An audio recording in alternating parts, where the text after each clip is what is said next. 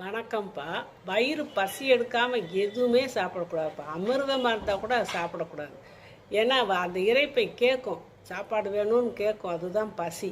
அந்த பசிக்காமல் நம்ம கண்ணில் பார்த்ததெல்லாம் ஆசைப்பட்டுக்கிட்டு எடுத்து வாயில் போட்டுக்கிட்டு இருந்தோம்னு வச்சுக்கோங்க, அது உள்ளேயே புளிச்சு போய் அது செரிமானமாக முடியாமல் வயிற்றுலேயே வச்சுருந்து அப்படி புளிச்சு போயிடும். இப்போ சாப்பாடு வச்சுருந்தா கெட்டு போகுது இல்லையா? நேரம் தவறி சாப்பிட்டா அது மாதிரி நேரத்துக்கு நம்ம சாப்பிட்டோம்னா அது செரிமானம் ஏற்கனவே வயிற்றுக்குள்ளே இருக்கும்போது பசி எடுக்காது.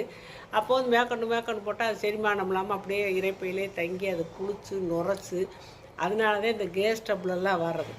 இந்த மாதிரி கேஸ் ட்ரபிள் வர்றது, அதனால் உடம்பு சோர்வாக இருக்கிறது, அப்புறம் ஜலதோஷம் பிடிக்கிறது கூட அதனால தான் வச்சுக்கோங்களேன். உடம்புல எதிர்ப்பு சக்தி இருக்காது, சோர்வு வரும். அதனால் நீங்கள் பசிக்காமல் எந்த உணவையும் சாப்பிடாங்க, ஃபஸ்ட்டு சாப்பிடுங்க. அந்த சத்துக்கெல்லாம் நல்லா உறிஞ்சப்பட்டு உடம்பு நல்லா தெம்பாக இருக்கும். அதனால் பசிக்காமல் சாப்பிடாதீங்க.